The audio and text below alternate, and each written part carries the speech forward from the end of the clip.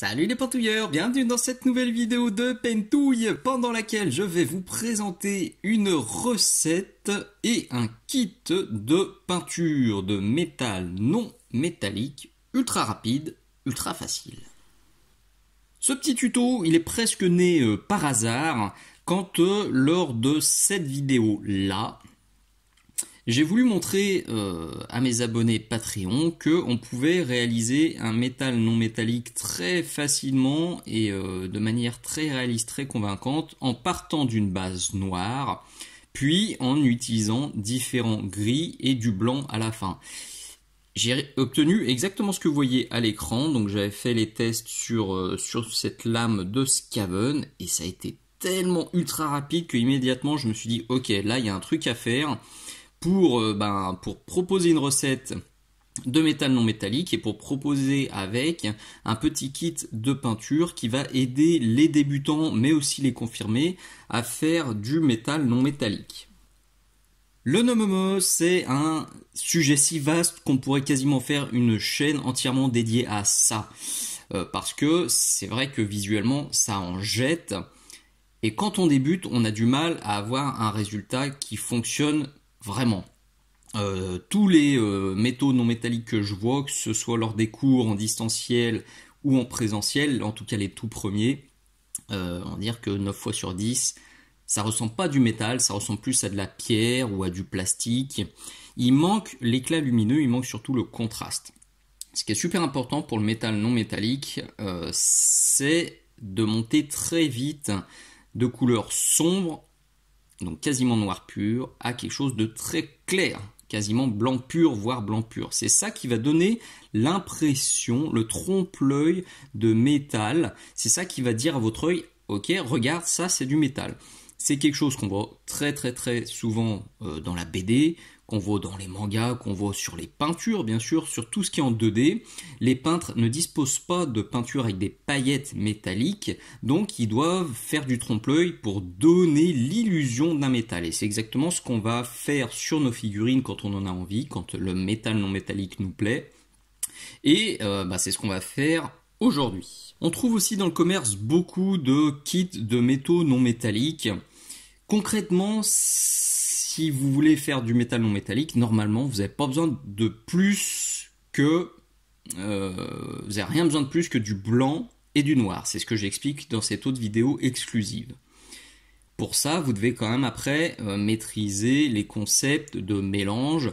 Et surtout, ce qui va être très important, mais ça va être aussi important dans ce tuto aujourd'hui, c'est ces deux concepts-là. Premier concept, c'est le poussage-tirage de la peinture. Vous allez le voir dans tout le tuto, on va vraiment guider le pigment, on va vraiment guider la peinture là où ça nous intéresse. Et on va jouer avec la bonne dilution pour jouer sur la transparence de la peinture. C'est tous ces paramètres-là, c'est les deux grandes clés, c'est ça qui vont nous permettre d'aller très vite et d'avoir un métal ultra convaincant. Donc, alors je vais reprendre tout ça, vous l'avez compris, là, si vous galérez avec tous ces concepts-là, venez faire un petit tour sur mon Patreon. L'adresse, elle est déjà là. Et puis elle est dans la description de cette vidéo. À ce jour, il y a 64 vidéos qui sont accessibles pour mes abonnés Patreon. Chaque mois, je publie une vidéo exclusive qui ira jamais nulle part ailleurs. À ce jour, il y a 53 vidéos exclusives et elles se cumulent dans le temps, et je les publierai jamais autre part. Si un jour je devais fermer mon Patreon, ces vidéos disparaîtront dans le warp et vous pouvez retrouver tous les sujets là aussi dans la description. Et chaque mois, il y a aussi 2 avant-premières comme celle-ci qui est sur Patreon pendant 6 mois et au bout de 6 mois, elle bascule sur YouTube. Donc à ce jour, il y en a 11, 53 plus 11, ça fait 64 vidéos. On est bon. Donc, venez faire un petit tour sur mon Patreon si vous galérez avec la dilution, si vous galérez avec tirage-poussage, et il y a vraiment plein d'autres tutos, que ce soit sur les métaux non métalliques ou sur d'autres techniques qui vous intéresseront très certainement. Et pour finir cette petite intro, encore un rappel, tout ce que je vais utiliser est dans la description de cette vidéo. Donc vous avez la poignée mini-soc, vous aurez la perceuse à main, vous pourrez retrouver facilement les pinceaux DaVinci que j'utilise, et évidemment le kit de peinture non métallique, donc avec du noir, un gris foncé, un gris clair et du blanc. C'est tout ce dont vous avez besoin. J'ai d'ailleurs même beaucoup hésité à mettre le noir. Je me suis dit, oh, tout le monde a du noir, je vais mettre une autre couleur à la place. Mais non, finalement, le noir de chez AK, comme il est mat et très joli, eh ben, je l'ai mis parce qu'il y a des noirs d'autres marques qui sont satinés et qui ont tendance à flinguer l'effet de métal non métallique. Donc ce noir, même si vous dites oh, c'est un peu dommage qu'il ait mis du noir, non, je vous garantis que c'est un très très bon noir. Et idem pour le blanc, il est bien couvrant, il est bien mat, donc il n'est pas du tout inutile. On sort donc le premier gris, il est là sur la palette, et on va aller le diluer jusqu'à obtenir ce que j'appelle dans la vidéo exclusive là, la dilution pour dégradé rapide. Ça doit pas être trop liquide, ça doit pas être trop épais. Alors là, je vous aide pas trop, mais voilà, c'est pour ça aussi que j'ai fait une vidéo entièrement dédiée à la dilution, c'est parce que c'est assez compliqué à trouver, mais là, avec tous les exemples que je vous fais, vous saurez trouver vous aussi la bonne dilution. Quand on va sur l'ongle, on doit exactement avoir ça. Vous voyez, quelque chose de transparent ici, et là où la peinture vient s'accumuler, eh ben, on a notre gris qui est opaque et qui est tout mignon. Hop, c'est bordi. Donc on va pousser ça. C'est un petit peu trop clair. C'est un petit peu trop marquant. Je vais venir me pousser ça gentiment. Alors je m'inquiète pas des dents là qui sont vers le haut, puisque ça fera l'objet d'un petit tuto et d'un kit pour du métal doré.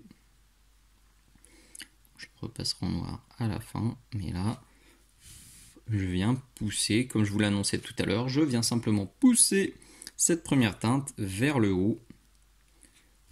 Il faut bien laisser sécher. C'est quelque chose que je vois aussi trop souvent avec mes élèves. Ils veulent aller vite et du coup ils passent leur temps à pousser, à tirer la peinture, mais ils la laissent pas sécher. Du coup, plutôt que d'appliquer des lavis successifs ou des couches successives, ils arrachent la peinture, ils la poncent et le résultat il est pas beau. Si vous voulez, si vous êtes à l'aise aussi, vous pouvez faire du sketching. Le sketching, c'est quoi? C'est poser une énorme bouse de peinture sans se soucier des dégradés et vous venez lisser. Ça aussi, j'en ai parlé sur mon Patreon. Quand je vous dis qu'il y a plein de sujets intéressants. Donc, ça consisterait par exemple à venir poser une grosse tache de gris comme ça.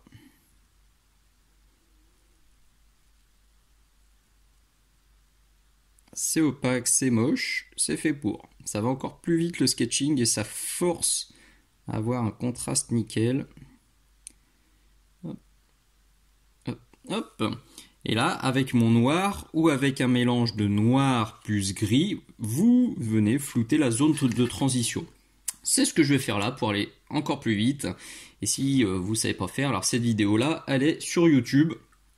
Je vous mets le lien dans la description, comme ça vous la retrouverez plus facilement. Elle est dans la liste dans la playlist des techniques générales. J'ai volontairement pas trop lissé pour que vous voyez bien les démarcations et qu'on ne passe pas d'un truc ultra crado à un truc super joli d'un coup. Ça se fait tout seul, mais parfois il faut repasser. Vous voyez là, je me suis fait un mélange futur écran. Un mélange avec donc mon premier gris plus un petit peu de noir. Et c'est ça que je suis venu appliquer sur la zone de transition, gentiment, en faisant des petits points, des croisillons, parce que vous me connaissez, j'adore la texture, j'adore même tellement ça, que j'ai fait un tuto dédié. Mais si vous voulez faire un métal non métallique plus lisse, faites simplement, faut diluer un petit peu plus, et puis faut pas faire tous les petits points, tous les petits scrouillouyou que je fais moi-même. On sort ensuite le deuxième gris, c'est donc celui qui est plus clair. Et on y va. Même dilution. Non, là, est-ce que je sketch? Je vais voir. Je vais voir comment ça se passe. Normalement, j'ai sélectionné un gris qui va tellement bien avec l'autre qu'on peut y aller comme ça. Tranquillou. Alors je vais essayer de booster ma lumière plutôt ici. C'est pour ça que j'ai ce mouvement là et que ensuite je vais avoir ce mouvement là. Je vous prendrai une photo finale parce que là je vois sur le retour caméra que c'est un petit peu plus... que la caméra est un tout petit peu plus sombre que la réalité. Pas de panique Monique. On va quand même bien avoir un métal non métallique qui claque. Voilà, je me fais des petits voiles. Un truc très important que j'ai abordé avec un de mes élèves aussi il y a peu, c'est la pression que vous exercez sur le pinceau. Ça, j'en parle dans la vidéo exclusive sur le tirage-poussage et sur la décharge du pinceau. Et ben, faut vraiment voir votre pinceau comme un stylo plume. Si vous appuyez à fond comme ça sur votre pinceau, ça va larguer toute la peinture. Si vous appuyez à peine, et ben vous pouvez décharger et donner un tout petit peu de peinture. Donc moi, c'est ce que je fais là. Vous voyez, j'effleure à peine en fait pour larguer un tout petit peu de peinture sur ma zone. Juste la bonne quantité pour faire un petit voile clair et pour que le dégradé apparaisse gentiment. Quand je dis dégradé, je suis bien gentil, là, ça reste crado. Mais même si c'est crado, on voit le métal qui est en train d'apparaître avec le bas qui est noir et le haut là, qui est en train de prendre une teinte fort sympathique. Je sais pas combien de temps de tournage je suis. Ça va faire, je sais pas, même pas 5 minutes. Et encore je papote. Ah mais dites-moi, le focus est dégueulasse. Mais dites-le moi, criez quand c'est comme ça, voyons. C'est pas possible. Bon, au moins ça lissait les dégradés tout seul. C'est pratique. Il n'y a même pas besoin de les lisser. Hop, une image floue. Et je peux vous dire, oh regardez comme c'est beau. Ah non, je suis pas de ce genre. On mange pas de ce pain chez Billy Socle. Hop là, je vais ressortir celui-là. Bien sûr, moi je fais pas de mélange parce que je n'ai pas forcément envie. Mais si vous n'êtes pas très à l'aise et si vous faites des trucs un peu trop crades, parce que vous avez du mal encore avec la charge, la décharge, et ben faites-vous des mélanges intermédiaires. On peut tout à fait envisager un mélange entre lui et lui, sans aucun souci, ce sera juste un petit peu plus long. Mais je vous encourage vraiment à sortir de votre zone de confort, même si vous arrivez à faire des dégradés de fou en faisant 3, 4, 5, 10 étapes intermédiaires, et ben essayez parfois de sauter des étapes. Ça va vous aider à aller plus vite. À la fin, à force de pratiquer, et ben vous aurez des résultats tout aussi jolis avec moins d'étapes de peinture et vous passerez moins de temps. Donc c'est tout bénef. Parce que si on arrive à faire en 5 minutes ce qu'on faisait avant en 15, et ben au bout d'un moment, en un mois, on arrivera à faire 20 figurines au lieu d'en faire 15. Ce qui est toujours bon à prendre. Vous en conviendrez. Donc, pendant ce temps-là, oui, je fais aussi des petits points. C'est très très très important, ça je l'évoque à plusieurs reprises dans le tuto sur la texture. Quand vous faites de la texture, des battle damage, forcez-vous à en faire un peu dans tous les sens. Et surtout à faire des grands traits comme ça. Celui-là il est bien gros, bien long. Dans ce sens-là. Et à faire aussi des points et des tout petits traits. Et surtout, varier un maximum les sens pour pas avoir tous les battle damage, toute la texture dans le même sens ou de la même longueur. Sinon, on a cet effet poil de chat collé sur la figurine alors que c'est pas du tout ce qu'on voulait. Bon, vous voyez, ça commence déjà à ressembler à un truc tout à fait chouette. Donc, je lisse un petit chouïa et je reviens. Voilà ce que je vois très souvent quand mes élèves me montrent un métal non métallique. C'est pas moche, franchement, ça pourrait faire le job, on va dire, mais soyons honnêtes, ça ressemble pas à du métal.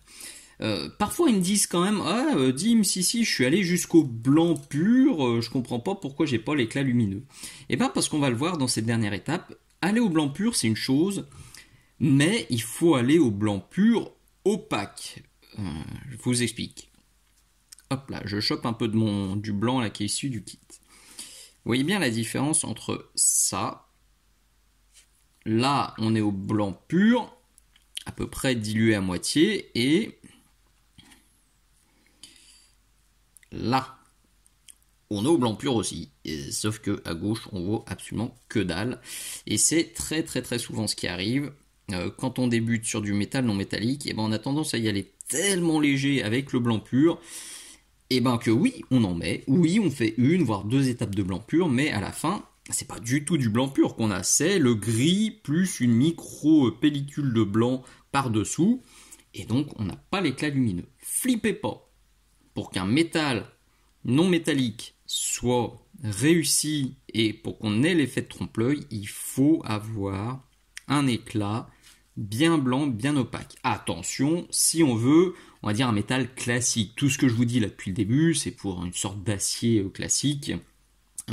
Mais si vous voulez une arme ou un métal très sombre, il faut moduler ça un petit peu. C'est vrai que sur l'éclat lumineux, on sera sur un gris plus clair que ça, peut-être un 50-50, mais c'est vraiment un cas particulier. Là, on va dire dans la majorité des cas, dans la grande majorité même, on veut avoir un éclat lumineux bien blanc et bien opaque. Donc, alors, où est-ce que je vais le faire? Attendez voir, je retourne sous ma lampe, là, je regarde.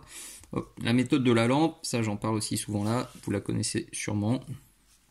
Quand on a un doute sur sa méthode, sur sa lumière zénitale, pardon, on va faire un petit tour sous la lampe et on regarde ce que ça donne. Et moi, ma lampe, elle m'a dit que là-haut, je devais être blanc, bien opaque, bien joli. Donc je vais y aller. Et je vais décaler un tout petit peu les éclats par ici. Et puis je vais charger en petit battle damage tout mignon, parce que j'aime les battle damage.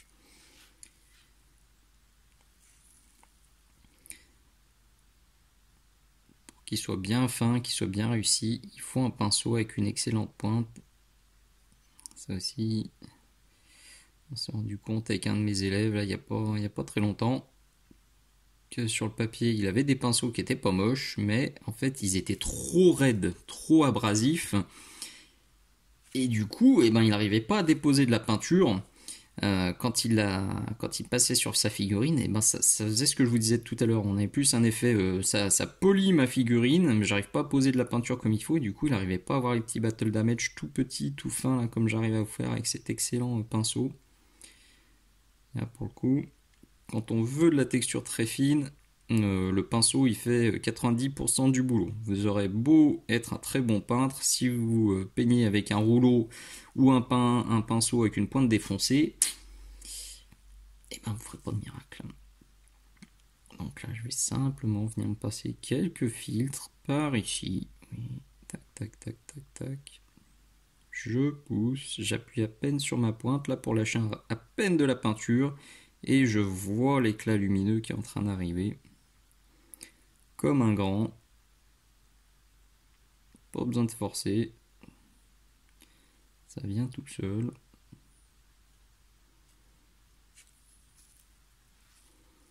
Je suis un tout petit peu moins dilué que tout à l'heure. Parce que pour les dernières étapes et pour les battle damage très fins, c'est aussi ultra important. Un tout petit peu moins dilué. Comme ça permet d'être plus précis, d'avoir des traits plus fins. Voilà, il y a une petite crotte au bout du pinceau. Va-t'en.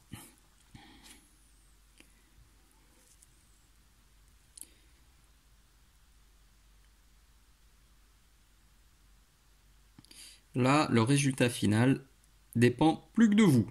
Soit vous voulez y passer 15, 20, 30 minutes et vous aurez un résultat ultra fin.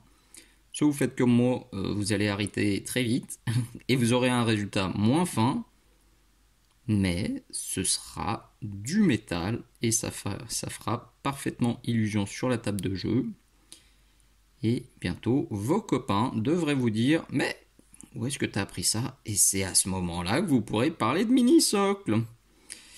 Parce que je vous rappelle que si vous appréciez mon contenu, eh ben c'est ultra important que vous en parliez aux copains, que vous partagiez les vidéos aux copains, que vous parliez de la boutique Mini-Socle, du Patreon Mini-Socle, aux copains du blog Mini-Socle, Facebook, l'Instagram, tous mes réseaux sociaux sont aussi notés dans la description de cette vidéo. Pensez bien, likez les vidéos s'il vous plaît, pensez bien à mettre un petit commentaire sur toutes ces vidéos qui arrivent gratuitement sur YouTube. À ce jour, il y a déjà 200 vidéos sur mon YouTube. totalement gratuite. Donc je pense que quand celui-là va arriver, on sera peut-être à 230, 240. Donc voilà. Pensez à me soutenir comme ça, s'il vous plaît, c'est tout bête. Juste des petits bisous, des commentaires, des partages, des pouces vers le haut. C'est déjà cool, c'est totalement gratuit, ça prend une demi-seconde. Et ça fait plaisir. Allez, là aussi je lisse un tout petit peu pour histoire de dire que je peaufine, mais on pourrait déjà parfaitement rendre sa copie comme ça et dire qu'on est content. Et voilà le résultat final. Soyons objectifs, c'est pas mon plus beau mais le rapport temps passé résultat me convient parfaitement. Et je trouve que c'est tout à fait convaincant, qu'on a un bel effet métallique, et quand on aura en plus toute la couronne autour qui sera dorée, franchement ça fera très très joli. Le petit comparatif avec son petit copain. Le gros intérêt de cette méthode là que je vous présente, 100% éclaircissement, c'est que ça force réellement à avoir un max de contraste. C'est aussi, comme je vous l'ai expliqué, un des gros soucis du métal non métallique quand on débute. On a tendance à laisser des ombres trop grises parce qu'on a mis une base de gris moyen, après on a mis un shade par-dessus, et même si on fait 2 coups de shade, on n'a pas des ombres totalement noires. Et du coup, on a un contraste qui n'est pas suffisamment fort et on a un effet métallique foiré. Alors que là, quand on part du noir, les ombres les plus profondes, elles sont noires, et les éclaircissements utiles, ils sont blancs. Donc on part tout de suite sur des bases beaucoup plus saines pour avoir un métal non métallique tout à fait réussi. Voilà. Donc le petit kit, si vous voulez faire exactement comme moi, il se trouve sur la boutique Minisocle. Le lien dans la description comme tout le reste, et maintenant il n'y a plus qu'à tester. C'est à ce stade-là que, en temps normal, je rajouterai un max de nuances, un peu de rouge. Là vraiment ça m'appelle j'ai envie de rajouter du rouge, j'ai envie de rajouter mon chouchou là, le blue green de chez AK que je mets aussi de partout, un bleu marine foncé, une couleur terre, je pourrais, mais pour cette vidéo, pour cette démonstration du petit kit, je voulais rester le plus neutre possible, mais libre à vous là de taper ce que vous avez à la maison, un vert, un bleu vert, un marron, un rouge, un ocre, rajoutez un max de nuances, ça donnera plus de vie à votre pitou. Comme je l'explique aussi dans ce tuto qui est très très très utile, vraiment c'est un de mes préférés. Mettez des nuances, ça va personnaliser, personnifier votre pitou et adapter ces nuances à ce qu'il y a autour. Si vous avez un personnage, un elfe par exemple, qui est dans un environnement très vert, rajoutez des nuances de vert. Si au contraire vous avez un personnage chaotique qui est sur un socle de lave, tapez sur du rouge, tapez sur du orange, mais pensez à faire des reflets dans votre métal non métallique. C'est ça aussi qui donne du peps et qui donne du réalisme. Tous les métaux réfléchissent fortement l'environnement. Donc si vous avez un environnement qui est marqué, ou si vous avez des habits autour qui sont jaunes, mettez du jaune. Une cape rouge qui est juste à côté de votre métal non métallique, mettez un petit peu de rouge. Ça va renforcer l'effet, ça va renforcer le trompe-l'œil, et ça donnera un effet encore plus convaincant. Allez, je me tais, le métal non métallique, j'adore ça, je pourrais en parler pendant des heures, mais il y a un moment, il faut se taire. Merci beaucoup d'être allé jusqu'au bout. Pensez encore une fois au petit pouce, au petit commentaire, au partage. Pensez à en parler si vous voulez que cette chaîne 100% gratuite perdure. Et c'est le bouche à oreille qui peut sauver Minisocle, que ce soit la boutique, le Patreon ou la chaîne YouTube qui est gratuite, le blog aussi. Voilà, il faut penser à en parler le plus possible, s'il vous plaît. Pour que tout cela perdure encore et encore. Allez, à très bientôt, ciao ciao.